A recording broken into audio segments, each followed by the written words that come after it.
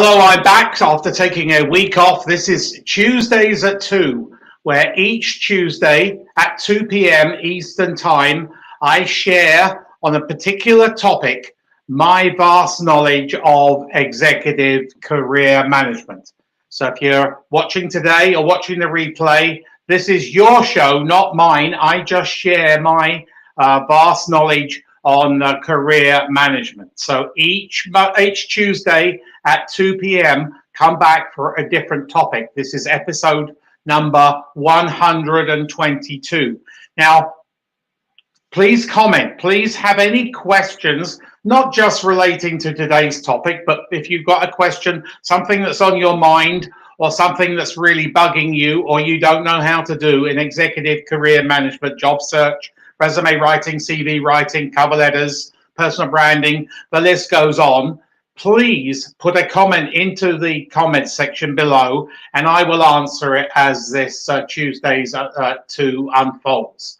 So today's topic is, I am stressed, not getting enough interviews. Now, I hear that quite a bit when I go and present across the world, that people are very frustrated. Yes, job search is a very, very frustrating project. It is a project.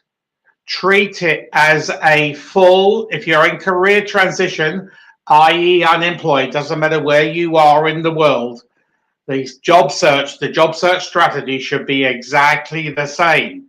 Treat it as a full-time gig. It's a full-time appointment. Like anything, the more you put into it, the more rewards will come your way.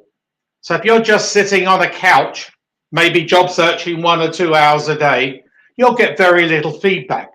You'll get very little trophies. You won't get too many wins.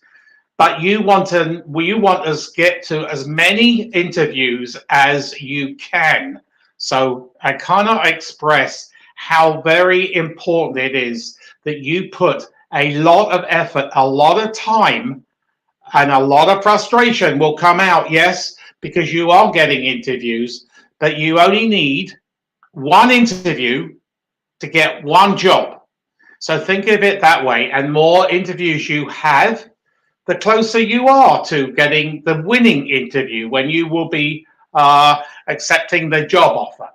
And there are plenty of jobs out there. So please feel free to ask any questions in the comments below. I welcome any questions. No question is stupid, because so many people don't know how to job search, just simply plain don't know how to manage their careers. So I am stressed, not getting enough interviews. There's many, many reasons. I'm going to cover a few today, but there could be a lot more. So if this is you, and I don't address your what is confusing you, please put it in the comments, and I will answer that question. So there's many jobs. You need to have a very, very succinct, quite ambitious, aggressive job search strategy. As I said a couple of minutes ago, it's a project.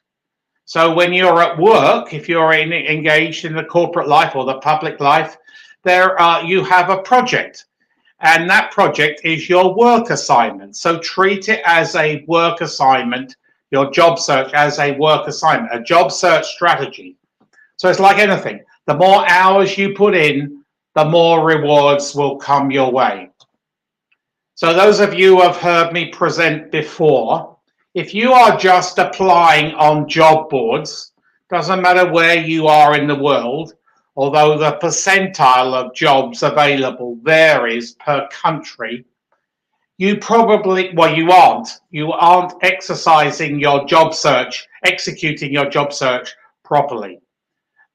Job boards, doesn't matter where they are, whether they're what type of job board it is, only a small percentile of the overall jobs that are available right now. Here in Canada, job boards account for about 8% or less than 8% in total.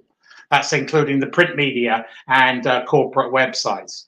In the UK, it's about 23, 24%. In the US, it's about 18 to 19%. So you can see it's not a huge chunk. So you need to concentrate on other ways as well. So because the more you apply and you're getting interviews, the more frustrated you will get. So I will suggest to air your frustration, take time off from the family, go for a walk, or go to the gym, or take your frustration out with your coach or somebody else who can champion you and take you through that emotional process, because it can be very emotional. Sadly, you're not going to win every time. There is only a trophy for number one. So you need to think of it that way.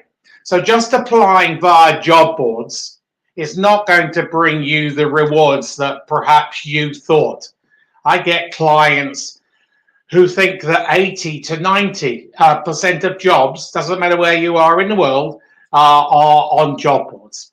Load of garbage. They're not. That's not true. That's simply not true. Only a small percentile. Yes, use job boards in your job search strategy, but don't rely on them. That's what's going to get you stressed. The more you churn out resumes, the more you apply, and you're not receiving even any correspondence back, an email back. That is going to get you so stressed, and I know I think it can be. It can be very, very stressful. So, and just being unemployed, not having the money coming in, adds to that stress. So, just applying to job boards doesn't bring you the rewards that perhaps you thought you deserve. Yes, everyone deserves a good interview rate. So, you need to have a very defined, a very ambitious job search, targeted job search campaign. I bet for every one of you who's watching this today, watching this presentation, Tuesdays at 2, you have brands that you want to go and work for. So where are the bulk of the jobs? They are hidden. So if you want to go and work for ABC Company or XYZ Company or IBM or the Royal Bank or British Airways or whatever, why don't you target to the person who would be your boss or your boss's boss? And with today's social media and LinkedIn, it's easy to uncover people who would be your boss or your boss's boss. So just applying by job boards is not going to bring you rewards. You need to have a very, very targeted job search campaign. If you're just sending resumes out where you only have about 60 to 70 or even 80% of the skills they're looking for, not only are you wasting your time and raising your frustration, raising your anger, raising your stress, but you're also wasting the potential employers' time. They don't want to see resumes that are only 50, 60, 70% where you are skilled. They want to see you as close to that 100%. I would say about 85 to 100%, where you have all those skills and you can check all those marks in the job description.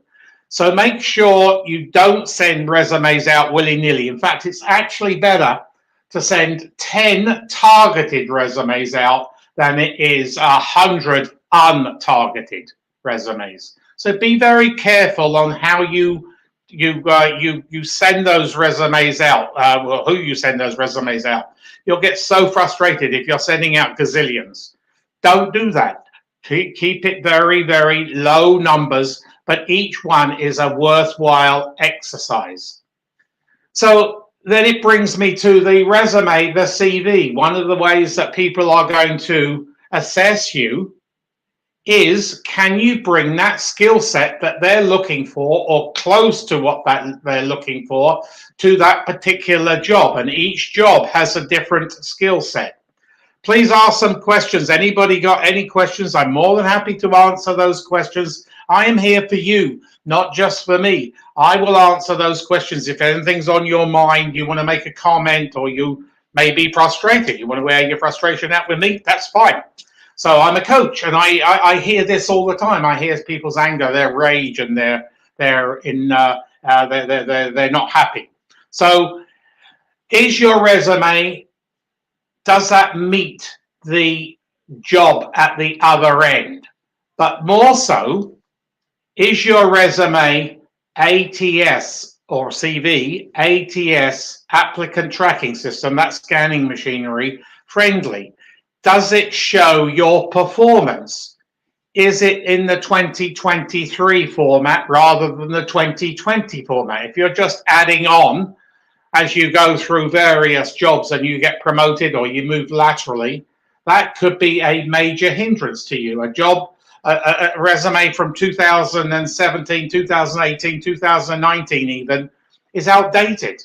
You need to look for the most dated, the updated format, which is ATS, very performance driven, because you're going to be hired not for your responsibilities. You are going to be hired because you can perform, you can generate revenue, you can save revenue, you can eliminate jobs, you can introduce new systems. The list goes on and on and on. But make sure your resume is up to scratch. If it's not up to scratch and the current format, that is another reason why you aren't getting interviews, because it will fail that scanning machinery and you'll be snookered. You will never get an interview if it's an outdated, non-ATS, non-performance driven resume or CV. So make sure you have your up-to-date resume. And if you want a free, no obligation resume critique, I'm more than happy to provide that. I will provide my email. In fact, I'll put it on the screen right now. And you can email your resume to me, and I'm more than happy to give you 30 minutes of my time to go through your resume from top to bottom for a free, no obligation resume critique. So you can send it to me, mention that you were here on Tuesdays at 2, and I will contact you for a convenient time. Doesn't matter where you are in the world. I work globally. I've got clients in 20 different countries, 24 different countries right now. So it doesn't matter where you are in the world. So is your resume, your CV, ATS friendly? Is it the current format? Because if it isn't, that's another reason why you aren't going to get interviews. A resume doesn't get you the job. A CV doesn't get you the job. It gets you the interview. It gets you that foot in the door. If you can't get that foot in the door, you are snookered. It's going to be in a job search for weeks, months, if not years. So a job search is, and job searching, the strategy of job searching is changing all the time.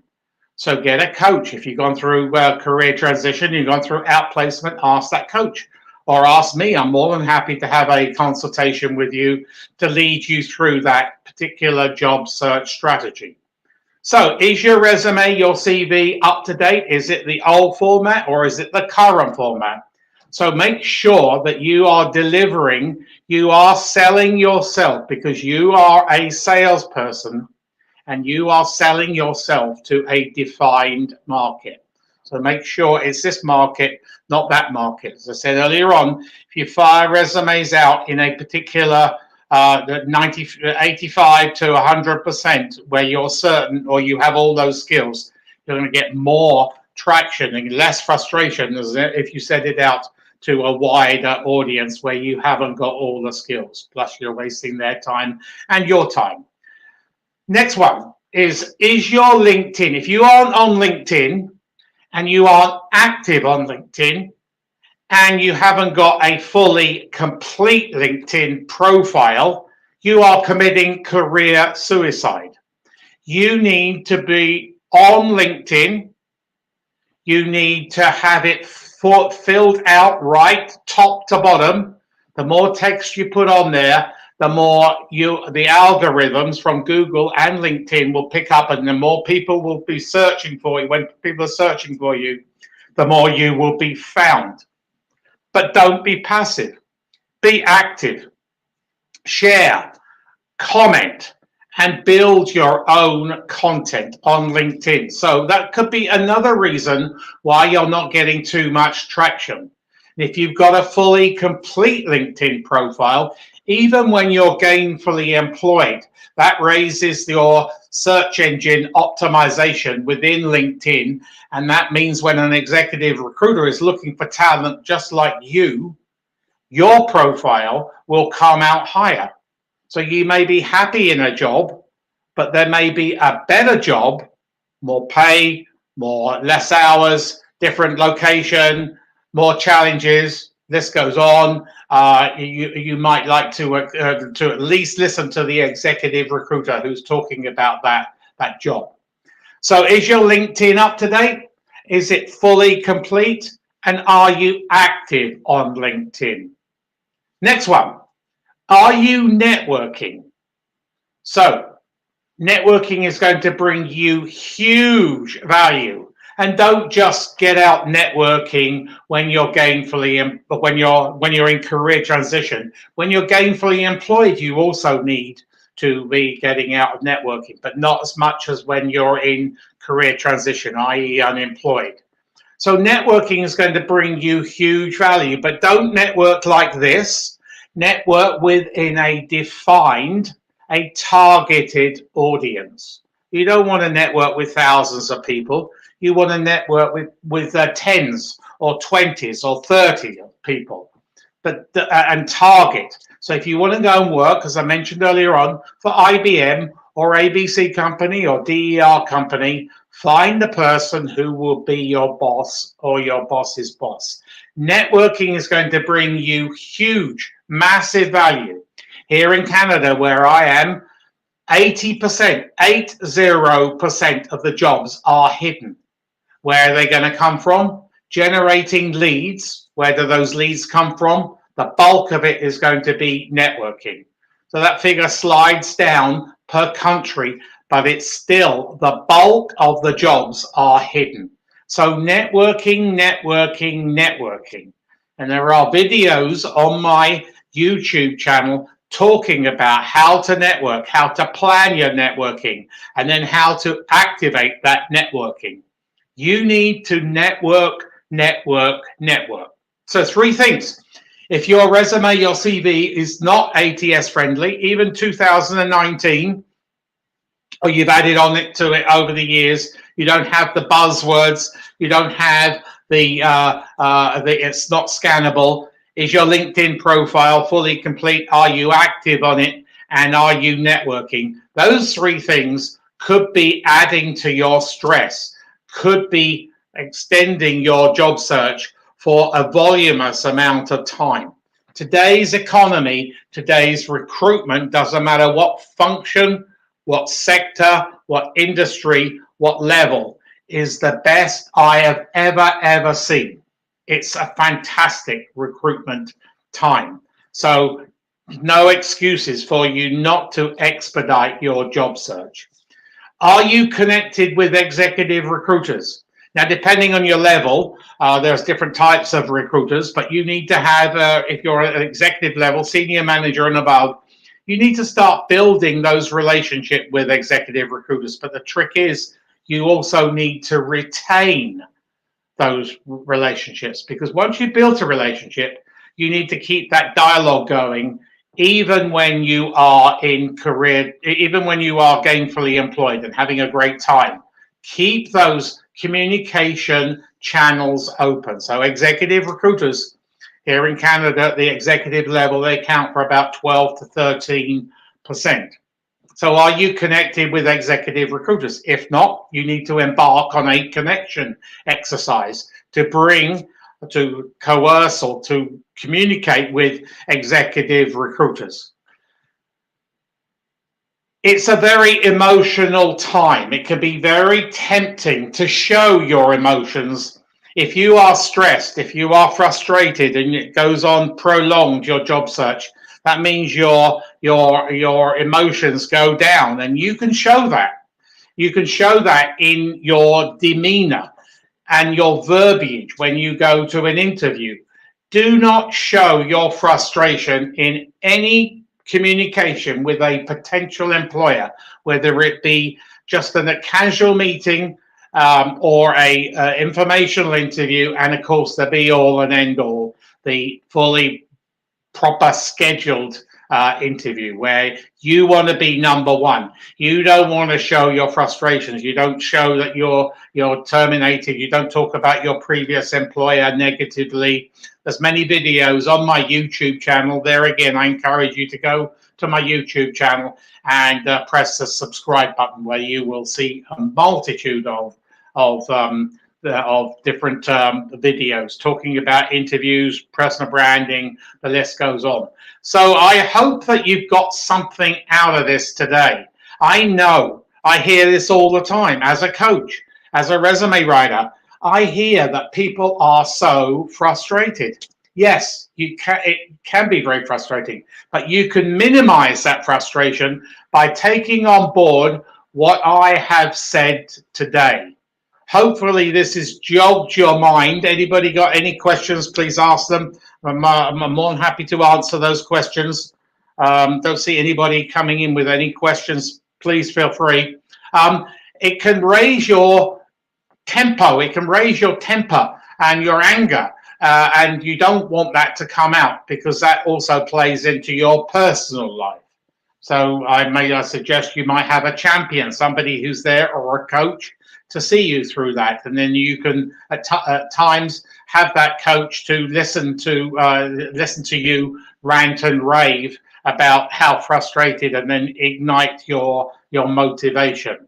So yes, it can be very frustrating. It's very tempting to be very upset, and I totally understand that. But if you have a very succinct, very powerful, very targeted job search, you treat it, if you are in career transition, as a full-time gig, the more opportunities will come your way. You have your up-to-date CV, resume, and you have your fully complete LinkedIn, and you network. You should be on the road to success. Don't apply for jobs where you're only less than 80% got the skill set for. That's going to raise your tempo, raise your frustration. So hopefully you got a message today about how to decrease your stress during a job search and getting more interviews, because the available interviews out there are vast. So that about wraps it up for me today, Tuesdays at 2. If anybody, as I said, wants a free, no obligation, no sales pitch resume critique, I will give you 30 minutes of my time. If you want to email it to the email on the screen right now. And if you want a free, no obligation audit, LinkedIn audit, I'm more than happy to go through your LinkedIn as well from top to bottom. Now, as I've mentioned a couple of times during this Tuesdays at 2, I also have a very extensive YouTube channel. So please go and subscribe there and press the bell button, where you will be notified of any future videos that will be coming down the pipelines. I think somebody's come in here with a question, which is good. Hang on just 1 second here. Oh, okay, so let me put this on the screen. So Farhad has come in and asked me a question on any recommendations for executive recruiters. Farhad, I don't know where you live, but yes, I would suggest you build relationships with executive recruiters. If it's one of the big the global executive recruiters, they have research assistants. Build relationships through that way. If not, go into see if you can get a friend or a colleague or somebody else who knows an executive recruiter to introduce you. It's tough for them to actually communicate with you, because they don't work for you, they work for the client at the other end. But yeah, embrace executive recruiters. But as I said just a few minutes ago, maintain that relationship. That is very, very crucial. So make sure you build a relationship and retain that relationship. So let me see what Chicago. Yeah, so there's lots of executive recruiters. All the big. I don't know what you do, Farhad, but there's lots of executive recruiters in Chicago. So look them up and then see if you can get. I don't know whether you went to a university or you've got alumni who may be able to introduce you to some executive recruiters. But the whole of executive career management revolves around relationship management. It's very, very crucial. You help them and they'll help you. So that's what I want to end on today. Unless anybody's got any other questions. Thank you, Tyler. Glad you, well, hopefully you've got, you're in career transition. Hopefully you've got something out of today. I know you might be frustrated, but you will win. There are plenty of jobs out there for you. So that just about wraps it up for today. Unless anybody's got any other questions. My next topic next week, next Tuesdays at 2 is, I was told a resume CV wasn't needed anymore.